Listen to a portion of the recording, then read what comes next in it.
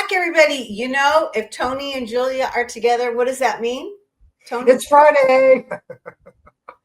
I don't know about you, but man, this week has gone by fast, and I'm kind of dreading next week because Monday's a holiday, which That's I right. love, but I get behind. That dreaded 4-day week. It's right around the corner. I'm laughing, Julia, because I remember last Friday you were like, "How was your week?" And I was like, fast." Like I couldn't. And the same thing. Here it is. It is Friday already. I know.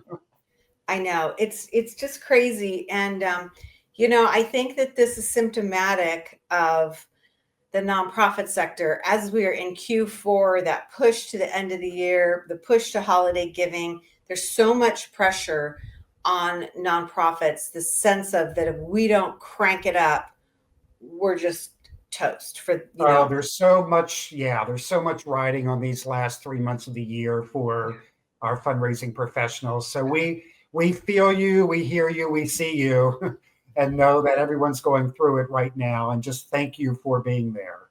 Yeah, I love that you said that. I think that's great. I know that privately you and I think that and say that, but I love that you said that on Fundraisers Friday because I think it, but I don't often say it. So thank you. And along those lines, that's why we're going to be talking about recruiting talent today. Tough time of year to be looking at new talent or replacing old talent, but we got to be having this conversation. And so Mhm. we're going to be talking today about how you do this, how you strategize so that you're not so victimized by the process or just keep putting it off or kicking the can down the road. So, Mhm. we don't ever want to kick the can down the road with our sponsors because they are here to support us in our amazing sector. And they include Bloomerang, American Nonprofit Academy, Staffing Boutique, Holdings Nonprofit Banking, Interim Executives Academy, Your Part-Time Controller, of course, Fundraisers Friday, and JMT Consulting. You know what, Tony? What? Next Friday on Fundraisers Friday is officially our 1,400th episode. Wow, congratulations. That's really exciting for something that was meant just to be a little hobby, I think, right? Or a little like let's get through this. It was meant to get through COVID. Right. And I had lost all my speaking gigs. I had lost all my in-person trainings. And so I'd always had a studio. And so I was like, well, let's try this. I mean, we'll do it for 2 weeks and then we'll be snippety snap over this COVID thing. Right. So anyway, long story short, we're still here and it's pretty exciting. I'm Julia C. Patrick, CEO of the American Nonprofit Academy, with the amazing Mr. Nonprofit Consultancy Guru himself, Tony Beall.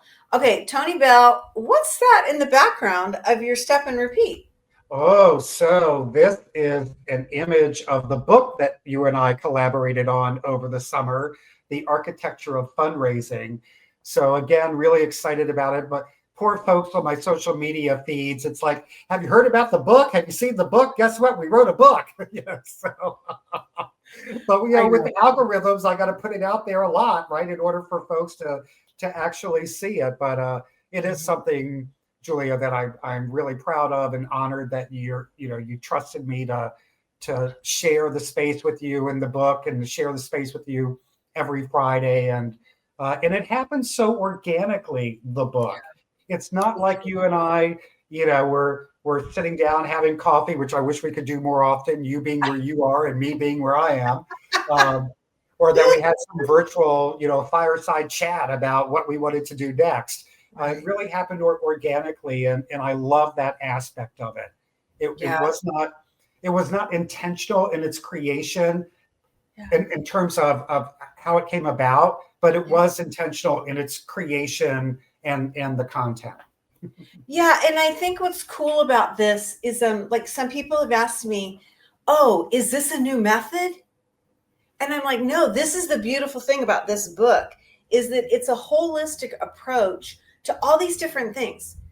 There's not one thing that's you can do and become a master fundraiser. That's a fool's errand. right? Mhm. I think that's what's the beautiful part about this book is it's like it meets you where you are, whether Mhm. you are a professional fundraiser or you want to move into that, or you're a board member or you're managing fundraisers. It gives you that foundational approach to all the things that you should be looking at. So Mhm. that's what I love about this book. It really Me is too. an architectural rendering, if you will, of what should be going on. Also, I got to do the shout out because Mr. Tony Beall designed this cover. So I totally took ownership of that on LinkedIn. I think it was yesterday, maybe even earlier today. Again, time goes by so fast. Uh, but talked about how, I mean, I have always looked at everything in life in the balance of style and substance. And I just, I just think the substance and the content is so great. Yeah. And I pushed myself in terms of style by, working on the cover and your feedback. So yeah, so I took ownership of designing the cover on social media. So it must be true. Just the other day. Well, it's really cool because, I was a little chagrined because I have spent 30 years in publishing. And so, design has always been part of my newspaper background, right? Mhm. And so then I was like, well, who's this whippersnapper telling me what a cover design might be?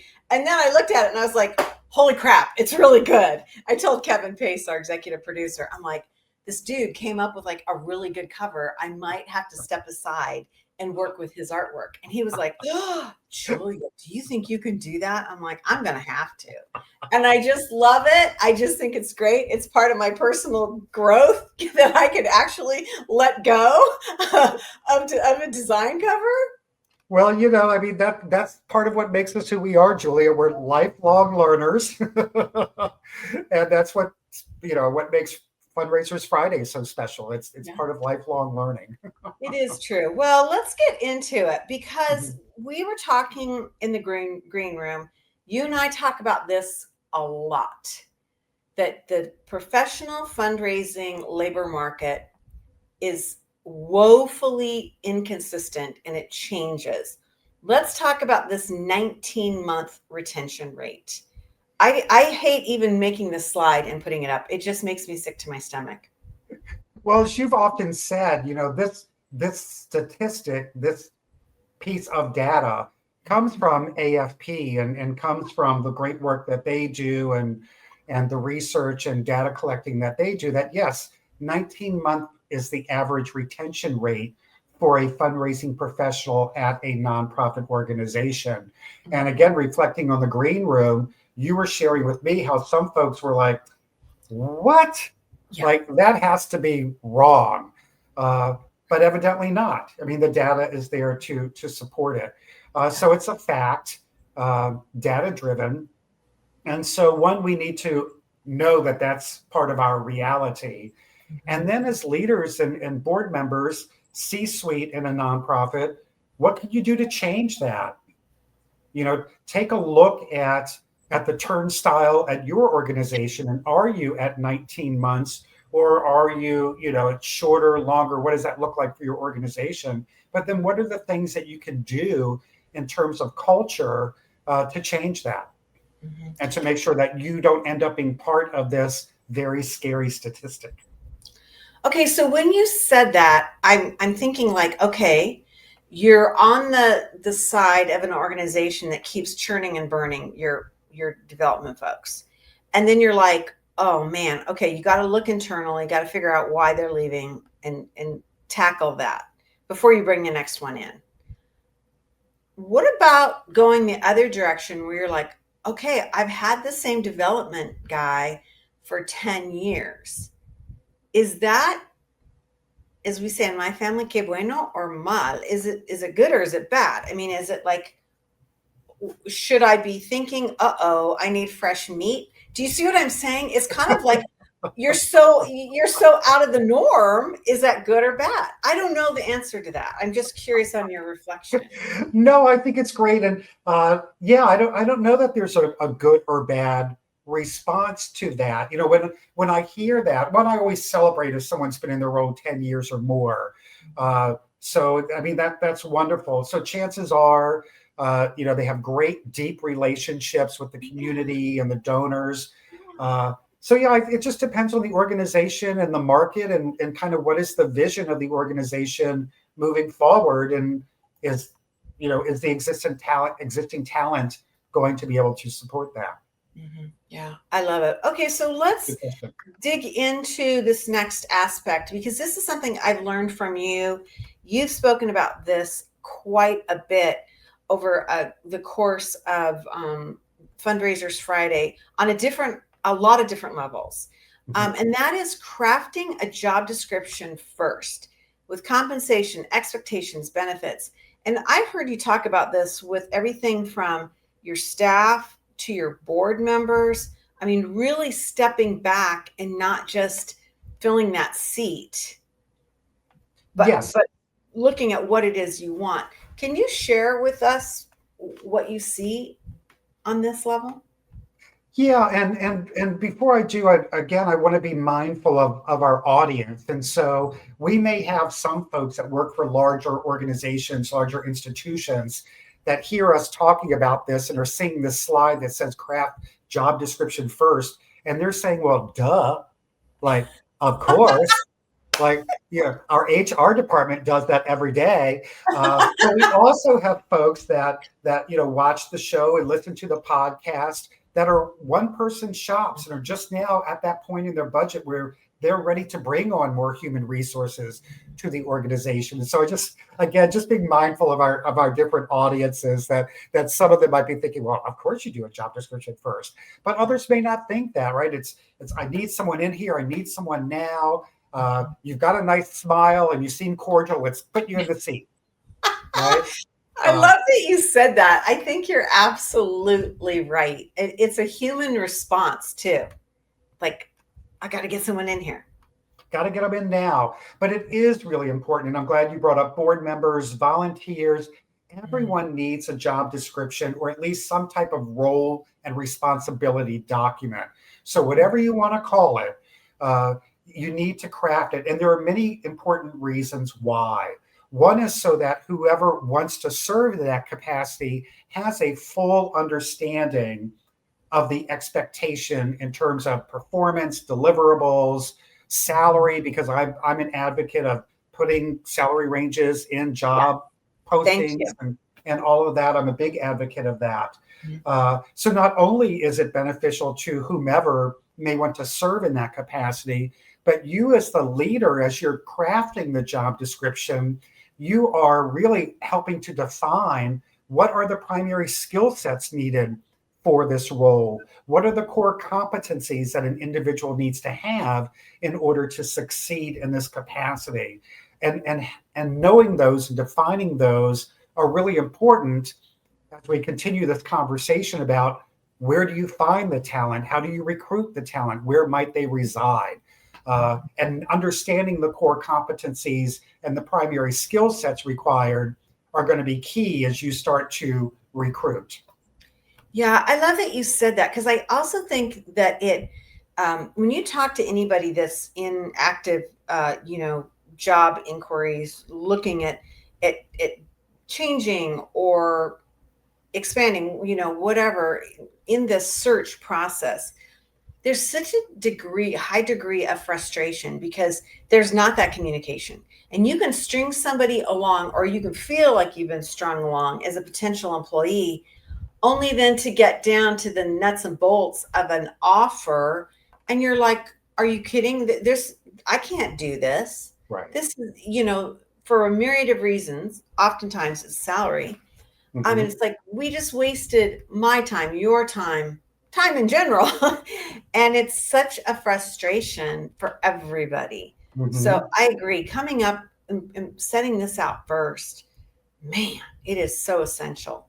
So it is. It's really essential. And I would also say for those larger organizations that do benefit from an HR department or talent acquisition team, to make sure that you're partnering with them in the crafting of these job descriptions, even the crafting of the job posting, if it's going on Indeed or some other job board, which we're going to talk a little bit about as well. Just making sure that you as the executive director or CEO have some input into what's being crafted and put out to market.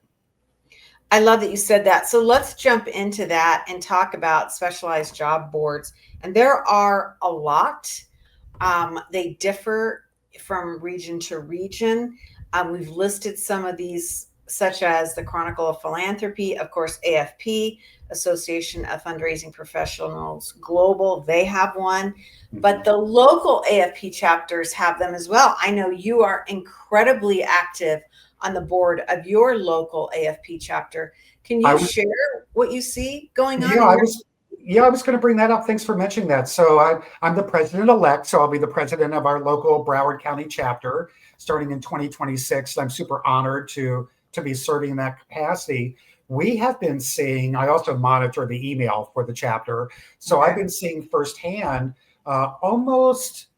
maybe once every other week, we have somebody send in a position to post on the job board. So folks utilize it, not only, again, folks that are looking for talent, but folks that are looking, for a new role or to serve in a fundraising capacity. They're going to the AFP websites to find those opportunities. Yeah, it's really interesting. And I feel like it's an insider's trick. Not trick is not the right word, but, an insider's access that really can help both sides, right? Mm-hmm. Because as an organization, if you post, who's looking at that. Sure. AFP, professional fundraising members of that chapter are looking at it. It's to me, it's like a no-brainer. Mm-hmm. And we also have in our community, there are consulting firms that also have job boards. Mm-hmm. So think about the consulting, agencies or firms in your area, because they will also have job boards in many cases. Right. One of the last ones I wanted to bring up, and we kind of talked about this briefly in the green room, Tony, is YNPN. It's very active in my community, and I don't know what you see in the East or even just in Florida, but Young Nonprofit Professionals Network, generally under the age of 35. They do all different things I know. How do I know about this? Given my age and white hair. But, they do a lot of trainings. They are a sounding board for one another, professional development in all manner of speaking. I'm very impressed with this organization. What do you? I'm glad you mentioned them. We also talked in the green room a little bit about, the AI tools that are available now. So job boards should not be a mystery to anyone anymore. Now that we have all of these AI companions to help support us in our research for these opportunities. So just reminding folks, if you haven't leaned into utilizing some sort of AI companion to help you with your job search, you're missing out on some potential opportunities that might exist in these job boards. Yeah, I agree. I think you're super smart on that. And I also think too, that it can, by using some of those tools, it can help you refine your process or open up a new process, right? Mm-hmm. For sure. Give you some ideas that you hadn't thought of. Let's talk briefly about this interesting aspect about the university pipeline. Pardon me. The concept's choking me up, Tony. Oh. I have lamented many a time on the nonprofit show and Fundraisers Friday that the trajectory of my education, there was no education in nonprofit management. I mean, it just didn't exist. Right. Now there are major institutions that have philanthropic studies. It's really exciting. Mm-hmm. Well, it's interesting too. I'm kind of reflecting on my career path in this space. And when I started working in the nonprofit sector in 1998 was when I made my transition from for-profit to nonprofit. there was more training available to be a board member than there was to be a professional fundraiser. So Yeah. I look at great organizations like Board Source that has Yeah. been around for a really long time. And I went to Board Source training in 99 or 2000, I can't recall now. But really, it was just, there was so much more training to be an effective board member than there was to be an effective fundraiser. But that has definitely changed, Yeah. as you've indicated here, just, the type of curriculums and degrees and certificates. We've also talked in the green room, this micro credentialing that's Yeah. taking place. And it's awesome. So, for folks that have been in the sector for a while and may look at, a degree right now and go, oh, one, I may not have the time. Although the learning platforms now are so much more flexible in Right. terms of our work schedules to obtain a lot of these. But I don't have the time, or maybe I don't have the money. The tuition just isn't there. But I can get certificates and do micro learning that still, looks great on my resume. It's something I could post on LinkedIn and feel really proud about. And it's going to elevate my performance in my role. So again, to your point, so many more opportunities than there ever used to be when it comes to universities and the opportunities in higher ed for things other than a full-on degree. Right. And I think that this is a great way to go back into some of these systems. I mean, I know the Lodestar group that is the School for Philanthropy at Arizona State University, they have a jobs board, Mhm. and when you look at the people coming out of that program with a degree or a certificate, oftentimes they're returning students. They're not like 21-year-olds. I mean, these are people who have a rich culture of the business world and leadership. So excellent talent, a talent Mhm. pool that's incredible. So I would really say take a look at that university pipeline, and Mhm. not just in your community, but in your region. Don't just Mhm. think that it has to be down the street, because that's not how this is working anymore. To your That's so point, true. Mhm. these are online. So much of this education is online. So you have a candidate pool that's literally from all over the world. Correct. Yeah, it's really an interesting thing. Oh, Okay, super. so we've got a lot of ideas here on how to move through this piece of it. Um, and we started off the conversation today about LinkedIn and social networks. You were talking about, the architecture of fundraising and all that. How do you feel about this when want to look at a new opportunity and you're still in a position? Or how do you nuance this piece of it? How do you nuance if you have you have talent, but maybe they're not the right fit, and you want to open the door to new talent? What are some of your thoughts on that? Because that can get a little icky. Yeah, no, well, it's, there are so many nuances involved in so much of this work, and definitely in the hiring process and the examples that you just gave us.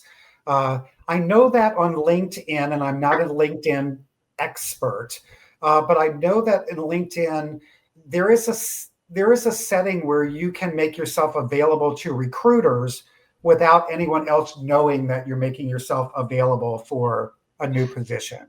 So I know that that does exist in LinkedIn.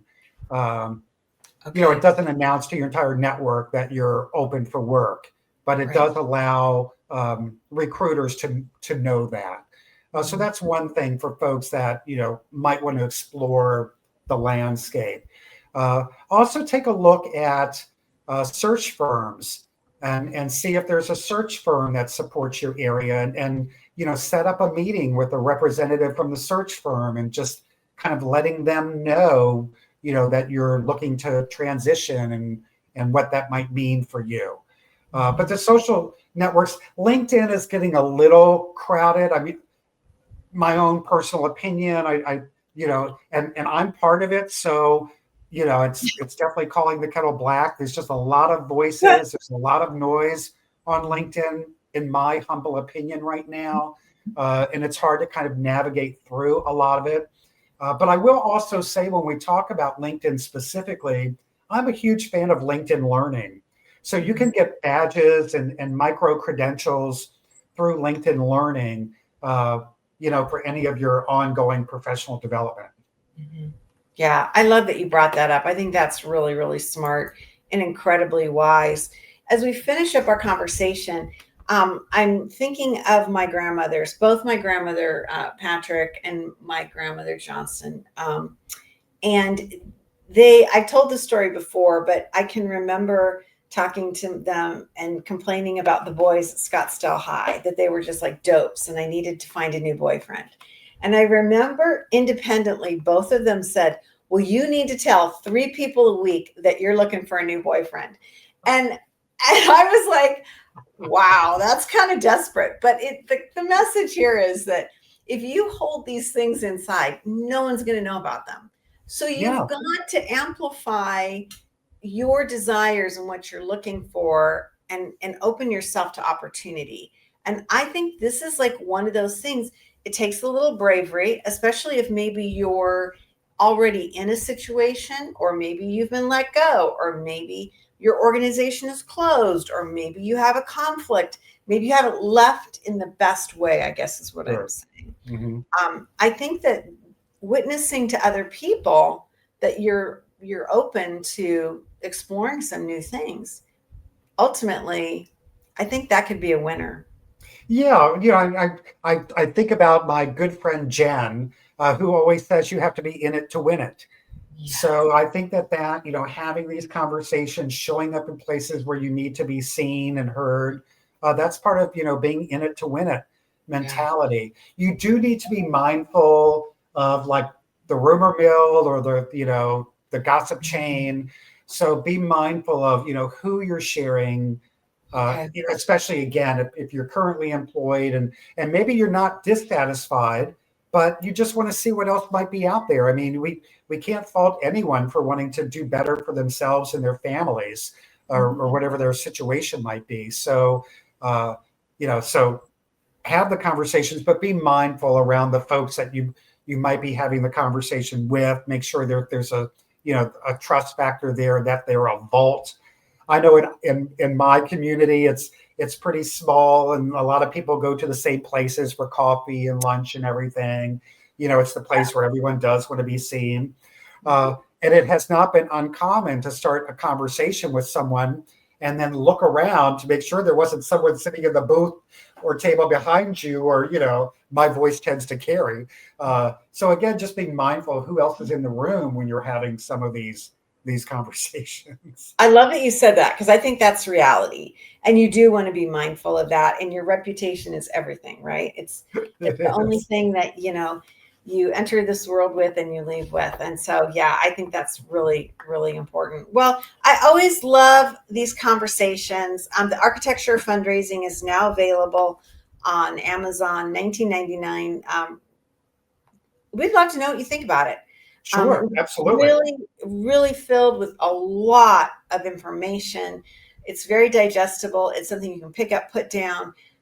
You can refer it back to it. And again, we're really excited and super proud of it. So check it Sure. out and let us know what you think. That's pretty exciting, isn't it? Yes. You also want to know that we're available here for you. If you've got questions or topics that you think need to be addressed, reach out to us. You can contact us at info@American Nonprofit Academy, or you can, reach us through our socials. We're very, very active. And of course, we want to know what you're thinking. We know what we're thinking every day when we end the show, and that is we have a lot of gratitude for our sponsors. And they include Bloomerang, American Nonprofit Academy, Staffing Boutique, Holdings Nonprofit Banking, Interim Executives Academy, Your Part-Time Controller, of course, Fundraisers Friday, and JMT Consulting. These are the folks that join us day in and day out. We are full of gratitude as we go into a weekend.